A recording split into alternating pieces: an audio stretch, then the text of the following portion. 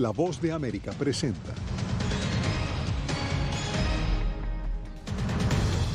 Estados Unidos autoriza despliegue militar de 3.000 soldados en Europa Oriental.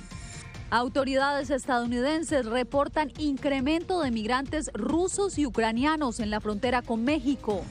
Colombia niega acuerdo de deportación de venezolanos con Estados Unidos. Además, feligreses rinden honores a la Virgen de Suyapa, patrona de los hondureños.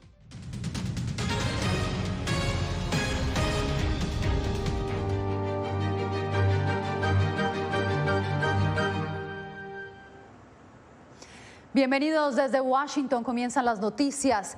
Estados Unidos fortalece su presencia militar en Europa Oriental con la movilización de 3.000 soldados en esa región. Celia Mendoza ha venido siguiendo esta situación. Celia, ¿qué representa este despliegue militar para la situación actual que está viviendo Ucrania? Es un mensaje que está enviando los Estados Unidos, no solamente que está apoyando a los miembros de la OTAN, sino que estará trabajando con algunos países en particular que han expresado esta necesidad de seguridad adicional. Al mismo tiempo, busca mandar un mensaje directamente a Vladimir Putin acerca de lo que está sucediendo en esa frontera. 1.000 soldados que actualmente tienen su base en Alemania se trasladarán a Rumania en los próximos días. Este es un escuadrón de ataque. Anunció este miércoles el vocero del Pentágono, John Kirby, quien explicó que 2.000 soldados de la base militar de Fort Bragg en Carolina del Norte serán trasladados a Europa. La mayoría de este contingente llegará a Polonia y el resto a Alemania, todos bajo el comando estadounidense y en coordinación con estos gobiernos. La actual situación exige el refuerzo de una postura disuasoria y defensiva en el flanco oriental de la OTAN. El presidente Biden ha expresado claramente que Estados Unidos responderá a la creciente amenaza contra la seguridad y estabilidad de Europa. Nuestro compromiso con el artículo 5 de la OTAN respecto a la defensa colectiva sigue siendo férreo. Kirby reiteró que apoyan los esfuerzos diplomáticos que se adelantan, sin embargo explicó que Rusia tiene todas las capacidades militares para actuar contra Ucrania. Por su parte, Dmitry Peskov, vocero de Vladimir Putin, acusó desde Moscú a los Estados Unidos de generar tensiones. Le pedimos constantemente a Estados Unidos que abandone las acciones de provocación y deje de alimentar la tensión en el continente europeo. Ucrania ve necesario el apoyo de la comunidad internacional. La única forma responsable de avanzar es la diplomacia y la única estrategia efectiva para que Rusia priorice la diplomacia es la disuasión. Estados Unidos ha asegurado que una guerra no es inevitable. Mientras tanto, Rusia manifestó que estas acciones y la decisión de los Estados Unidos de enviar los soldados es destructiva. Por otra parte, es importante recalcar que siguen adelante las negociaciones diplomáticas, a pesar que hasta este momento no hay un camino claro de cómo estas podrían dar una solución. Celia, muchas gracias. Y ahora pasamos a Kiev para conocer cómo ha recibido ese país la noticia del envío de soldados estadounidenses a Europa. Nos enlazamos con nuestro colaborador de la agencia de prensa asociada, Philip Crowder. Philip, ¿qué dicen en Ucrania sobre esta medida? Este anuncio se ve aquí como un aumento muy pequeño y bastante simbólico de las tropas estadounidenses, un aumento tranquilizador, pero que no tendría ningún impacto en un campo de batalla potencial. Ningún país ha prometido mandar tropas a Ucrania en su territorio en caso de un ataque ruso. Ucrania ha recibido muchas armas y mucho entrenamiento, pero mandar tropas a un país que no es miembro de la OTAN no parece ser una opción. Por lo tanto, Ucrania está aumentando su propio personal militar. El presidente ucraniano Volodymyr Zelensky dice que el ejército tendrá 100.000 soldados más en los próximos tres años. Philip, sabemos que la idea es finalmente resolver estas tensiones por vía pacífica. Por eso quiero saber cuál es el panorama que se vive en términos diplomáticos en este momento. ¿Qué acciones se han emprendido? Pues la diplomacia continúa, pero sin avanzar realmente. Por ejemplo, una llamada telefónica esta noche entre el presidente ruso Vladimir Putin y el primer ministro británico Boris Johnson ha dado lugar a dos interpretaciones muy diferentes, pero sí decidieron que a nadie le interesa una escalada. No tenemos fecha en este momento para los próximos contactos entre Estados Unidos y Rusia, pero eso sí, hay interés del presidente francés Emmanuel Macron en reunirse posiblemente con Putin en el futuro. De hecho, habrá una llamada telefónica entre los dos ya este jueves. Te agradezco, Filip. Y mientras Rusia sigue acumulando fuerza militar en la frontera con Ucrania, la OTAN responde de una manera diferente. Laura Sepúlveda nos explica.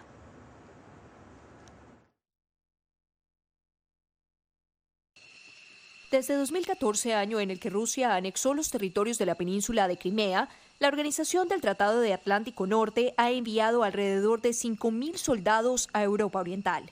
La presencia ha aumentado recientemente con la llegada la semana pasada de 4 aviones de combate daneses, a los que se suman 8.500 soldados estadounidenses que están a la espera de posibles instrucciones. A dicha medida se sumó el Reino Unido con el envío de 2.000 armas antitanques a Ucrania. Creo que es importante que le señalemos al presidente Putin que lo mismo que él teme, que es que la OTAN esté más cerca de Rusia, sería la consecuencia de un error estratégico de invasión de un país soberano como lo es Ucrania. La organización ha asegurado no tener planes de enviar tropas a Ucrania. La profesora de política Julie Normal del University College London habló al respecto con La Voz de América.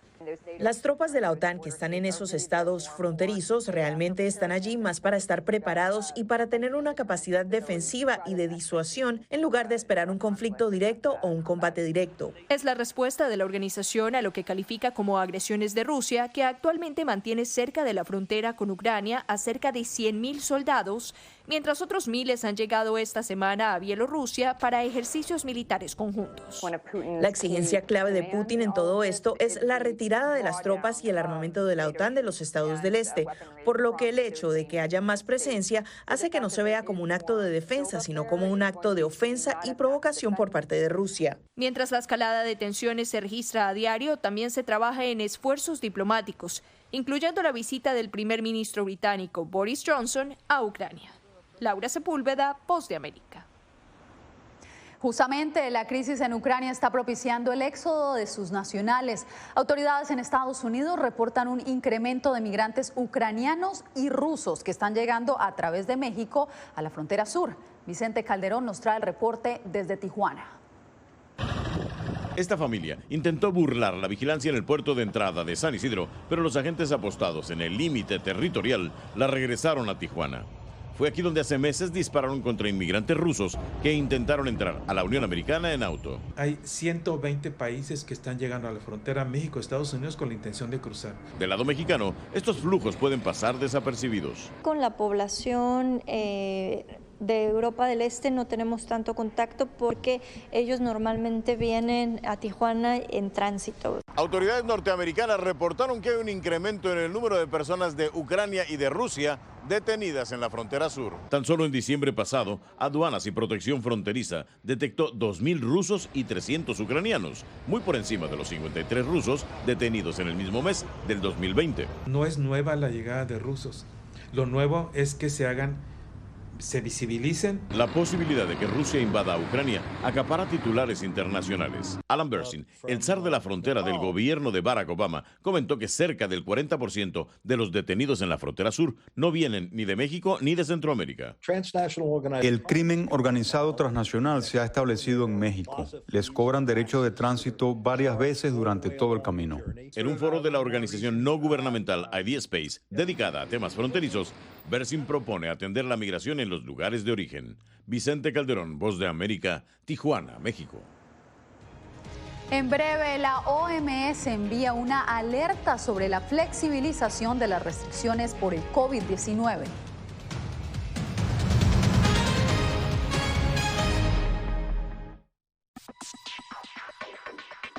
Sabemos que las mascarillas son una de las mejores herramientas para protegernos del COVID-19. Pero con la aparición de nuevas variantes, los expertos están descubriendo que no todas las mascarillas cuentan con el mismo nivel de protección. Las mascarillas de respiración, como por ejemplo la N95 y la KN95, son las que brindan el máximo nivel de protección contra todas las variantes de COVID-19. Las mascarillas N95 son certificadas en Estados Unidos y tienen correas que van alrededor de la cabeza, mientras que las mascarillas KN95 se fabrican en China y cumplen las normas creadas por ese país. La segunda mejor opción son las mascarillas quirúrgicas desechables. Asegúrese de que estas tengan un buen ajuste en la nariz, la boca y el mentón, múltiples capas de material no tejido y una varilla nasal. Si no tiene otra opción, use una mascarilla de tela de por lo menos 2 capas y sin válvulas de ventilación u otras aberturas.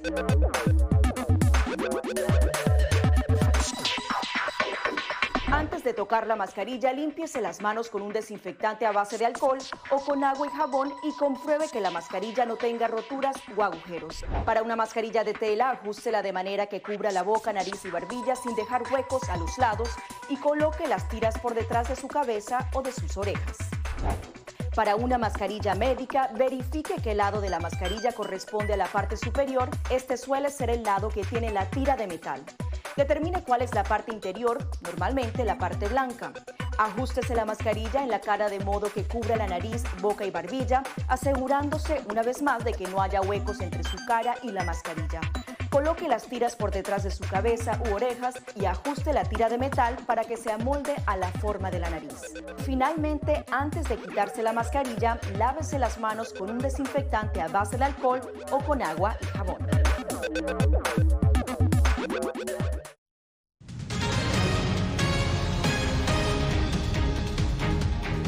Continúa el revuelo por la deportación de venezolanos desde Estados Unidos a Colombia. Este miércoles, la vicepresidenta y canciller de ese país negó que Bogotá haya acordado con Washington recibir a venezolanos deportados. Jorge Agobián tiene el reporte.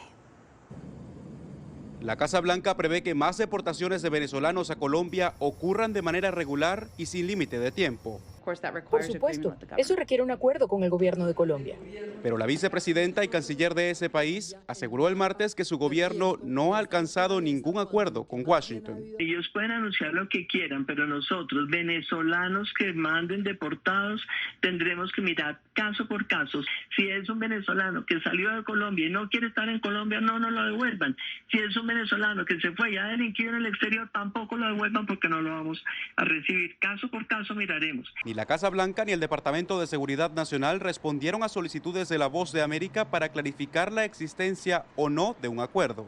Las deportaciones están sustentadas en una orden del expresidente Donald Trump y amparada por el gobierno de Joe Biden, que permite la expulsión inmediata de inmigrantes irregulares debido a la pandemia. La regla migratoria ha sido cuestionada por Naciones Unidas y su aplicación en el caso de los venezolanos también generó críticas en el Congreso estadounidense. El senador demócrata Robert Menéndez es uno de ellos. El uso del título 42 para expulsar a los refugiados venezolanos a terceros países es inconcebible y tiene que acabarse. Espero sinceramente que el presidente Biden corrija esto inmediatamente. Por su parte, el republicano Rick Scott aseguró que buscará entender qué está haciendo la administración Biden, pero remarcó su posición acerca de la frontera. Porque quiero hacer todo lo posible para ayudar a los venezolanos, pero quiero una frontera segura. Quiero asegurarme de que tengamos gente que quiera venir a este país, que quiera ayudarnos. Jorge Agobián, Voz de América, Washington.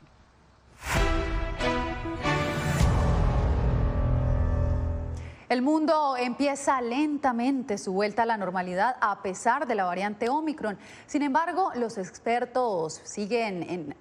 casos siguen en aumento y las autoridades sanitarias piden cautela. En vivo desde Washington nos enlazamos con Jacopo Luzzi. Jacopo, ¿cuál es la posición de los expertos? Yasmín, esta tarde habló el equipo médico de la Casa Blanca y las noticias son buenas. El número de casos está bajando y también el número de hospitalizaciones. Sin embargo, Yasmín, como dijo la directora de los CDC, Rochelle Walensky, para poder levantar las restricciones con tranquilidad es importante monitorear el número de las personas hospitalizadas alrededor del país. Y este número, por mala suerte, sigue siendo demasiado alto aún para poder volver a la normalidad. Misma cosa dijo la OMS. Dinamarca, Austria, Noruega, Francia, Australia son algunos de los países que lentamente intentan pasar la página del COVID-19, levantando restricciones, reabriendo lugares y sin limitar más a los no vacunados. También algunas partes de Estados Unidos van en esa dirección. Sin embargo, la Organización Mundial de la Salud advirtió que volver a la normalidad es prematuro y que los países deberían ser más cautelosos. Pedimos precaución porque muchos países aún no han superado el pico de Omicron. Muchos países tienen niveles bajos de cobertura de vacunación con personas muy vulnerables dentro de sus poblaciones. En particular, preocupa la extremadamente contagiosa subvariante de Omicron, la BA.2, que ha llegado ya a 57 países, y las nuevas variantes que podrían aparecer. En Estados Unidos, por ejemplo, la tasa de muertes ahora es una de las más altas desde el comienzo de la pandemia, a pesar de la menor agresividad de Omicron. Mientras también América Latina enfrenta aumentos alarmantes de contagios en varios países. Como Chile, como Brasil, como otros países de América del Sur. Entonces es un momento que es necesario mucha atención para que se pueda evitar la sobrecarga de los servicios de salud. Un informe publicado el martes por los CDC finalmente confirma lo que investigadores de otros países han encontrado. Las vacunas brindan una protección sólida contra enfermedades graves, hospitalización y muerte, y las dosis de refuerzo multiplican enormemente esos beneficios en relación con la variante Omicron. Sobre la subvariante BA.2, los CDC acaban de confirmar que esa variante no tiene una gran ventaja de transmisibilidad en comparación con la variante Omicron original. También dijeron que las vacunas actuales funcionan muy bien también con esta subvariante. Gracias, Jacopo. Y en otras noticias, los precios del crudo se han acercado a su punto más elevado de los últimos 7 años, en parte debido al temor de una invasión rusa a Ucrania. El barril de referencia Brent alcanzó el precio de $90.09 este miércoles. La tendencia alcista probablemente se mantenga si los países miembros de la OPEP conservan sus planes de producir solamente 400,000 barriles adicionales cada mes a partir de marzo para restaurar gradualmente la producción previa a la pandemia. Bien, y científicos de la Universidad de California y agencias del gobierno estadounidense están usando tecnología de punta para pronosticar los llamados ríos atmosféricos, una precipitación extrema que tienen gran impacto en el suministro de agua y que también generan peligrosos fenómenos meteorológicos. Verónica Villafañe nos explica de qué se trata.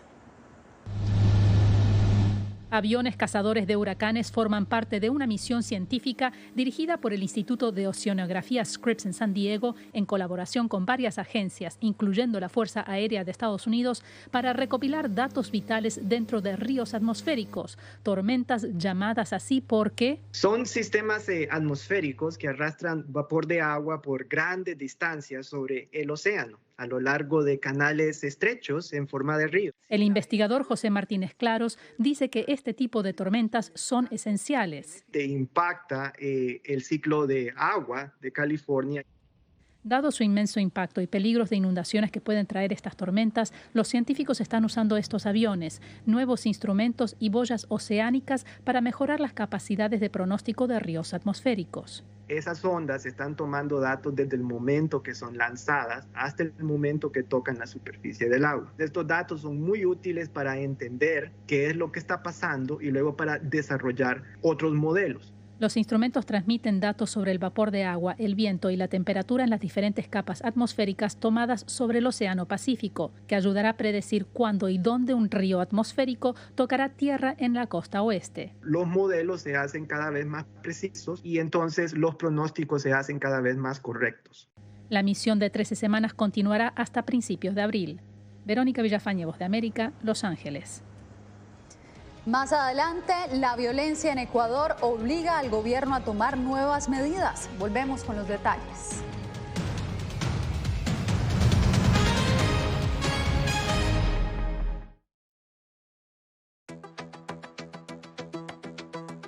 En momentos de crisis políticas y sociales, algunos gobiernos autoritarios recurren al bloqueo del acceso a Internet como herramienta para detener la información que entra o sale de su país. No obstante, existen algunas alternativas que te ayudarán a continuar conectado a la red a pesar de la censura oficial. Una de las más efectivas es el VPN o red virtual privada por sus siglas en inglés. La VPN pretende simular que la persona está en otro lugar del mundo y no en el país que esté restringiendo el acceso a Internet, de manera que es incapaz de detectar esa conexión interna y así se puede utilizar Internet con normalidad. Las ofertas de VPN en el mercado son muchas y las puedes buscar escribiendo las iniciales VPN en los motores de búsqueda, pero es importante descargarla o adquirirla antes de perder la conexión al Internet. Aquí te ofrecemos algunas opciones.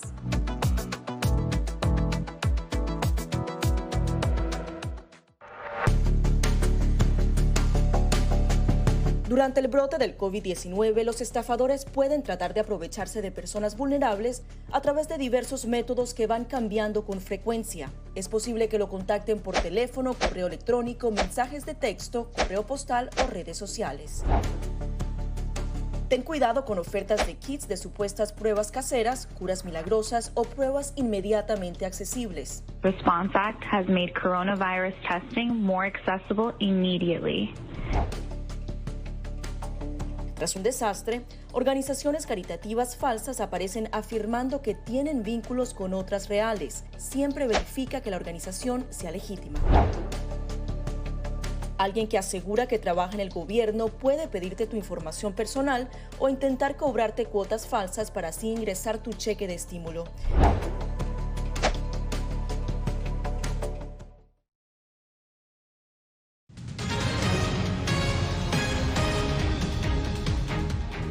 La violencia que azota a la ciudad de Guayaquil, Ecuador, hizo que el presidente Guillermo Lasso anunciara acciones más enérgicas.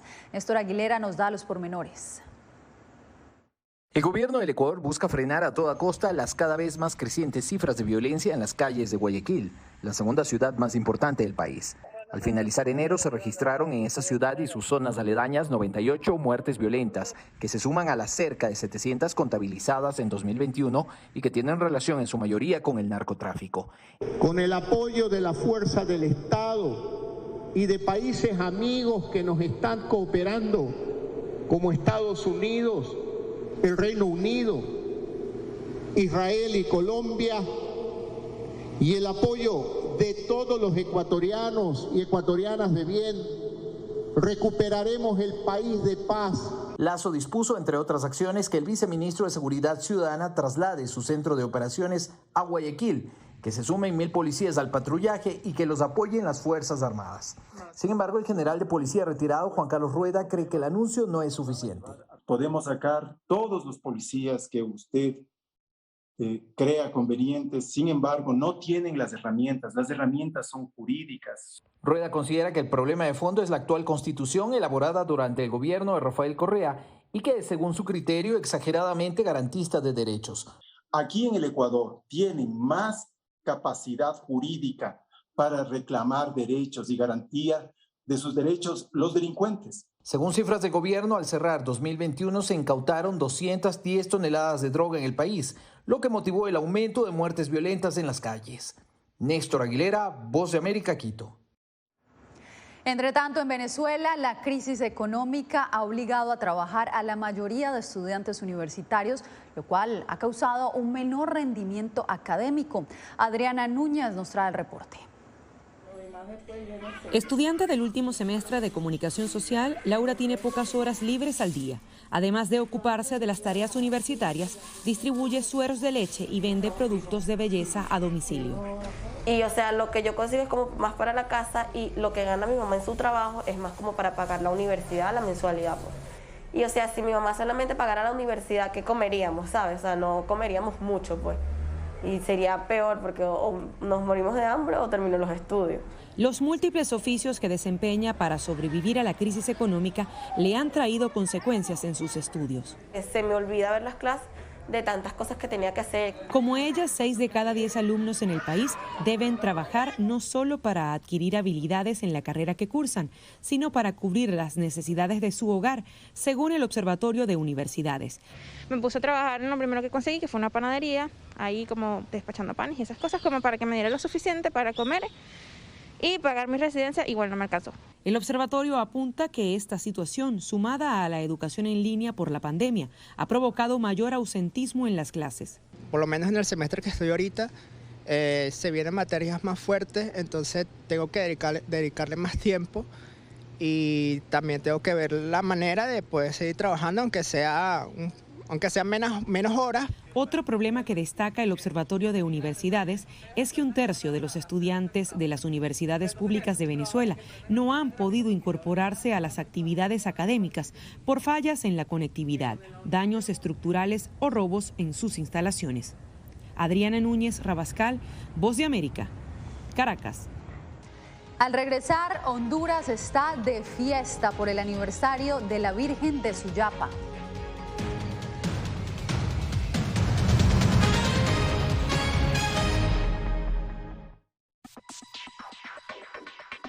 Sabemos que las mascarillas son una de las mejores herramientas para protegernos del COVID-19, pero con la aparición de nuevas variantes, los expertos están descubriendo que no todas las mascarillas cuentan con el mismo nivel de protección. Las mascarillas de respiración, como por ejemplo la N95 y la KN95, son las que brindan el máximo nivel de protección contra todas las variantes de COVID-19. Las mascarillas N95 son certificadas en Estados Unidos y tienen correas que van alrededor de la cabeza, mientras que las mascarillas KN95 se fabrican en China y cumplen las normas creadas por ese país. La segunda mejor opción son las mascarillas quirúrgicas desechables. Asegúrese de que estas tengan un buen ajuste en la nariz, la boca y el mentón, múltiples capas de material no tejido y una varilla nasal. Si no tiene otra opción, use una mascarilla de tela de por lo menos 2 capas y sin válvulas de ventilación u otras aberturas.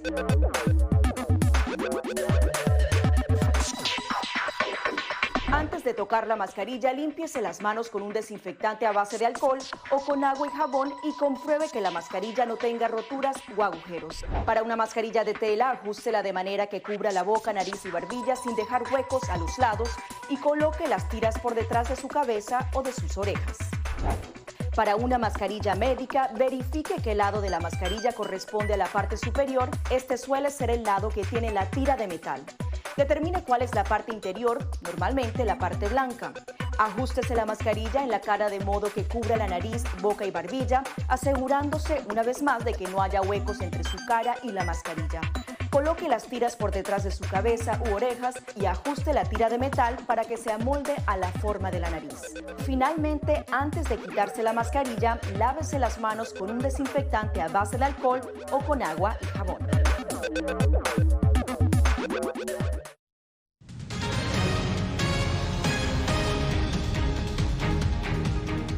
Honduras celebra este miércoles el aniversario 274 del hallazgo de la Virgen de Suyapa. El evento se reanuda tras 2 años de suspensión por la pandemia del COVID-19. Óscar Ortiz nos cuenta cómo se celebra esta fiesta de la patrona hondureña. Con mucha fe y acompañados de sus familias, fueron llegando miles de hondureños de los 18 departamentos del país para rendirle honor y darle gracias a la Virgen de Suyapa. Luego de 2 años de no celebrarse de manera presencial las actividades litúrgicas a causa de las restricciones de la pandemia del COVID-19, hoy la feligresía católica vuelve a los recintos religiosos. Enecún Pineda es uno de los muchos devotos que viajó más de 6 horas a Tegucigalpa para darle gracias a la patrona de Honduras y dijo a La Voz de América que las promesas cumplidas son muchas. El año pasado, el antepasado no vine porque también estaba enfermo, me hacían una operación por ella. Puso la mano ahí sobre el médico para que me operen y que me fuera bien la operación, pues. Para las autoridades de la Conferencia Episcopal en Honduras, la alborada es una de las celebraciones con mayor importancia dentro del catolicismo. Nosotros como latinos, como pueblo hondureño, nos abocamos a nuestra madre. Si nuestra madre está de cumpleaños, nosotros nos movilizamos a donde sea. Las festividades religiosas tienen gran arraigo en la sociedad hondureña, así lo expresa Santos Cruz, un creyente católico. Darle gracias a nuestra Madre Santísima porque ha proveído las cosas que se han dado en el mundo. Luego de 2 años de no realizarse la alborada a la Virgen de Suyapa por la pandemia del COVID-19, hoy poco a poco los feligreses hondureños están llegando, sobre todo para agradecer esas promesas que les ha hecho la Virgen de Suyapa. Oscar Ortiz, Voz de América, Tegucigalpa. Bien, y parece que los fríos extremos que han vivido los estadounidenses este invierno no terminarán pronto. Así lo predijo Phil, la famosa marmota vidente que cada 2 de febrero desde 1887 convoca a decenas de personas para pronosticar la llegada de la primavera. Phil salió este miércoles de su madriguera en Pensilvania y al reflejar su sombra pronosticó 6 semanas más de invierno. Se cree que si la marmota no ve su sombra, la primavera llegaría antes. Gracias por su sintonía.